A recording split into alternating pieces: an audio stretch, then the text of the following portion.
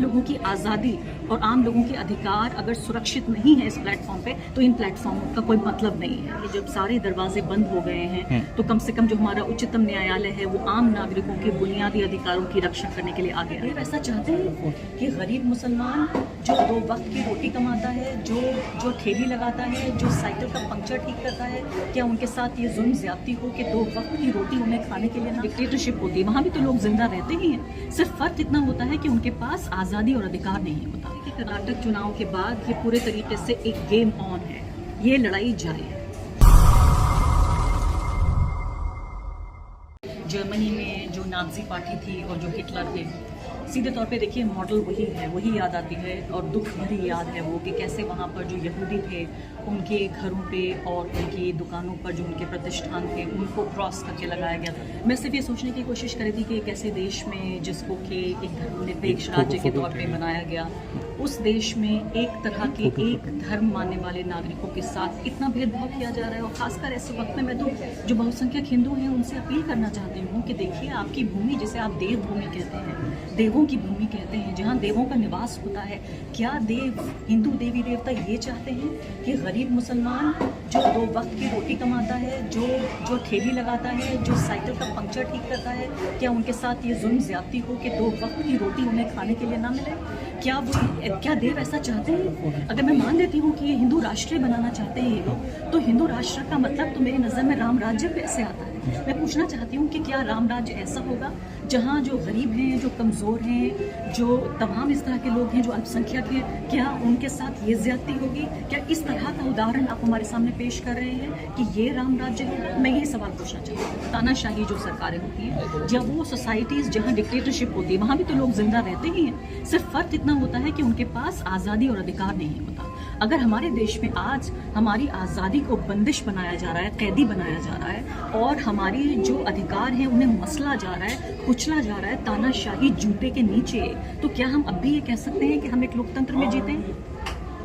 राहुल गांधी ने कुछ दिन पहले ही एक रिपोर्ट करी थी कि हमारे जो फेसबुक का जो रीच है वो कम कर दिया जा रहा है। तो एक तरफ ट्विटर, फेसबुक, यूट्यूब पर क्या एक शिकंजा करने की कोशिश की जा रही है गवर्नमेंट ऑफ इंडिया के द्वारा? बिल्कुल सही बात है, और ये कोई ऐसी बात नहीं है कि ये उनका एक नज़रिया था या उनका ये एक परसेप्शन है कि चलिए ये खाम ख्याली है, हमारा मन हुआ हमने ये कह दिया। बाकायदा इसके पीछे डेटा है, इसके पीछे तथ्य हैं जो बता रहे हैं। सोशल मीडिया का जो पूरा उसके अस्तित्व का जो पूरा मकसद है वो है सूचना का लोकतांत्रिक, ताकि अमीर और गरीब हर किसी को बराबरी की आवाज़ मिल सके। आपके पास एक इंटरनेट कनेक्शन, एक डिवाइस है, हर आदमी एक ब्रॉडकास्टर बन सकता है। और मैं पत्रकारिता के लिए भी अच्छा मानती हूँ इस बात को कि सोशल मीडिया के आने से, जिसे अंग्रेजी में गेट कीपिंग कहते हैं, कि सिर्फ 5 चैनल या 10 चैनल मिलकर ये तय करेंगे कि खबर क्या होगी। सोशल मीडिया ने इसको तोड़ दिया।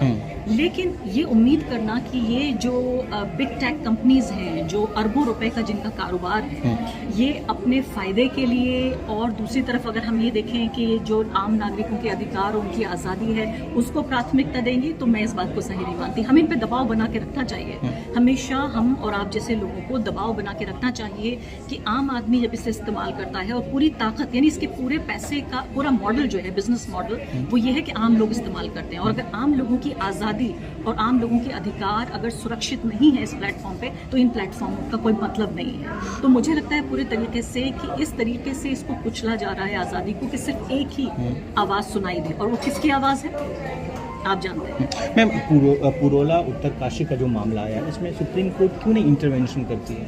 करना चाहिए, क्योंकि मामला तो अब तो बड़ा गंभीर होते जा रहा है। मेरा तो ये मानना है कि जब सारी आवाज़ें बंद हो जाती हैं और हर जगह से उम्मीद ख़त्म हो जाती है, तो जो उच्चतम न्यायालय है हमारा, जो अभी भी एक तरह का, मैं कहूँगी एक तरह का एक प्रिटेंस जिसे अंग्रेजी में कहते हैं, वो बनाए रखता है कि हाँ भारत में लोकतंत्र है।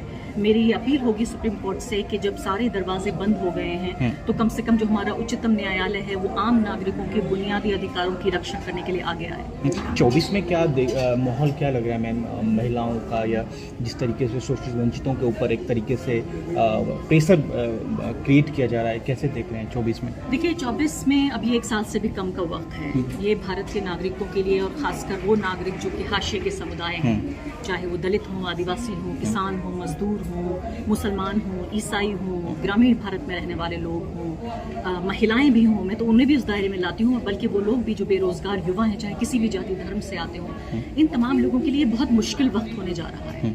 ये अगले कुछ महीनों में कोशिश ये होगी कि भारत एक अंधे कुएं के तौर में तब्दील हो जाए, पूरा का पूरा कब्जा हो जाए, कि इधर सोशल मीडिया में जो ट्विटर, फेसबुक है, उन हैंडल्स को सप्रेस किया जाए, उन्हें डिलीट किया जाए, यूट्यूब जो है, यूट्यूबर्स जो सच्चाई की बात कर रहे हैं, उन सबके अकाउंट सस्पेंड किए जाए, और जो ऑपोजिशन है उन लोगों को जेल भेजा जाए, जो एक्टिविस्ट हैं उन्हें बदनाम किया जाए, उनको जेल भेजा जाए। इस तरह से करके हर तरह की आवाज़ों को दबाकर सिर्फ एक तरह की आवाज़ को प्राथमिकता दी जाएगी, वो है राज्य की आवाज़। जो हमारी सरकार है इस वक्त और गोदी मीडिया मिलके, जेबी मीडिया मिलके सिर्फ ये चाहेंगी कि एक तरह से की ही आवाज़ लोगों के कानों तक पहुंचे, उनकी आंखों पे पट्टी बांध दी जाए और कानों पे उनके हाथ लगा दिया जाए, जिसके वो कुछ भी न सुन सके न समझ सके। और यही सबसे बड़ा संघर्ष है। आपके जैसे पत्रकार, यहाँ जो तमाम लोग हैं, कि तमाम दबावों और तमाम तरह की धमकियों के बावजूद हमारे ऊपर जिम्मेदारी है कि हम लोकतंत्र की रक्षा करें और तमाम तरह के खतरे मोल लें। आप यकीन जानिए, मैं इस तमाम लोगों के सामने आपसे कह रही हूँ कि बड़े बड़े जो पत्रकार कहे जाते थे पहले, वो सब जो सत्ता के आगे नतमस्तक हो चुके हैं, उनका नाम नहीं, आप जैसे लोगों का नाम